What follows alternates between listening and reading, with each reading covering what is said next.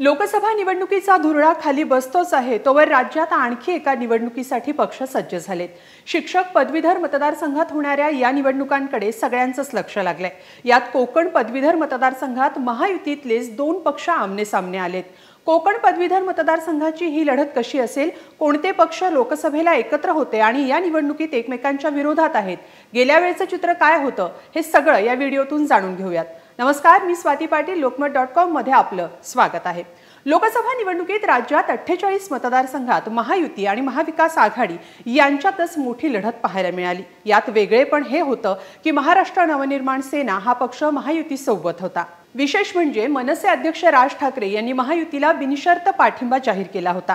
त्यानुसार महायुतीचा उमेदवार जिंकून यावा किंवा त्या उमेदवाराला मतदान करा यासाठी राज ठाकरे यांनी काही भागात जाहीर सभा देखील घेतल्या।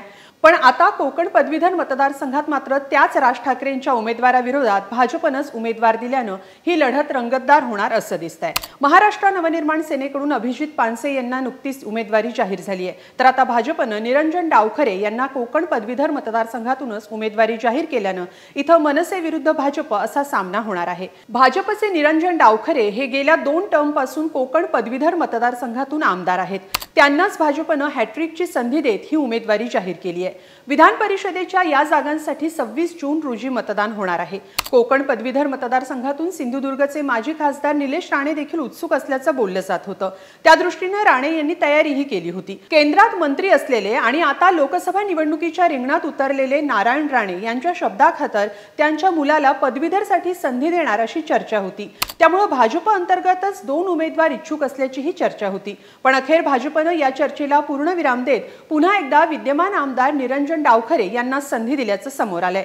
कोकण पदवीधर मतदारसंघ हा भाजपचा पारंपरिक मतदारसंघ मानला जातो। मात्र निरंजन डावखरे यांनी याआधी राष्ट्रवादी काँग्रेसच्या माध्यमातून या मतदारसंघातून विजय मिळवला होता आणि भाजपचं वर्चस्व मोडून काढलं होतं। पण त्यानंतर 2018 मध्ये निवडणुकीपूर्वी डावखरे यांनी भाजपमध्ये प्रवेश केला आणि पुन्हा एकदा हा मतदारसंघ भाजपच्या ताब्यात गेला।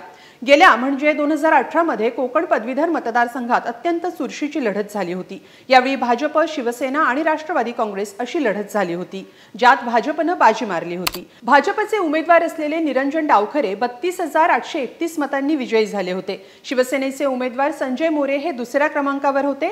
संजय मोरे यांना 24,704 मतं मिळाली होती, तर राष्ट्रवादी काँग्रेसचे उमेदवार नजीब मुल्ला तिसऱ्या क्रमांकावर राहिले।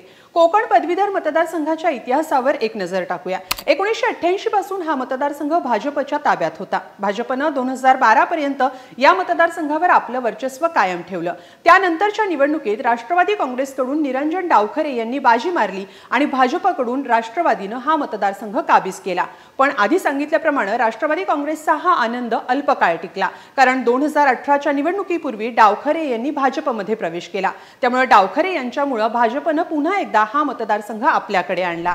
पण गेल्या दीड वर्षात पुलाखालून बरंच पाणी वाहून गेलंय। शिवसेना आणि राष्ट्रवादी काँग्रेस या 2 पक्षात फूट पडली आहे। राज्यात महाविकास आघाडी आणि महायुती अस्तित्वात आली आहे। त्यामुळे या पक्षफुटीचं प्रतिबिंब हे प्रत्येक निवडणुकीत उमटताना दिसतंय। तसं ते आताच्या पदवीधर निवडणुकीतही उमटणार यात शंका नाही। भाजपच्या पारंपरिक मतदारसंघात मनसेनं आपला उमेदवार जाहीर केल्यानं नवी रंगत दिसणार आहे। राज ठाकरे यांनी अभिजित पानसे यांना उमेदवारी जाहीर केल्यानंतर भाजपच्या भूमिकेकडे सगळ्यांचं लक्ष लागलं होतं। पण अखेर निरंजन डावखरे यांच्या नावाची घोषणा झाली आहे। पानसे यांना उमेदवारी जाहीर करून ठाकरे आपला राजकीय दबदबा वाढवण्याचा प्रयत्न करतायत असं बोललं जात आहे। तर लोकसभा निवडणुकीला बिनशर्त पाठिंबा देणाऱ्या राज ठाकरेंच्या मनसेसाठी भाजप जागा सोडणार का अशी चर्चा सुरू झाली होती। त्यामुळे भाजप समोर हा पेच असल्याचं बोललं जात होतं। पण डावखरे यांची उमेदवारी जाहीर करत सध्या तरी भाजपनं मनसेला डावललंय असं दिसतंय। येत्या काळात याबाबत काही वाटाघाटी होतात का हेही पाहणं महत्त्वाचं असेलच। पण सध्या तरी महायुतीत पडलेली फूट म्हणूनच या उमेदवारीकडे पाहिलं जातंय। इकडे महाविकास आघाडीकडून काँग्रेसनं या जागेवर आपला उमेदवार जाहीर केलाय। काँग्रेसचे रमेश कीर कोकण पदवीधर मतदारसंघाचे मवियाचे उमेदवार आहेत। या निवडणुकीसाठी 26 जूनला मतदान होईल, तर मतमोजणी 1 जुलैला होईल। सध्या तरी कोकण पदवीधरसाठी भाजप विरुद्ध मनसे विरुद्ध काँग्रेस असा सामना रंगण्याची शक्यता आहे। हा व्हिडिओ तुम्हाला कसा वाटला याबाबत तुमचं काय मत आहे हे कमेंट बॉक्समध्ये नक्की लिहा। धन्यवाद।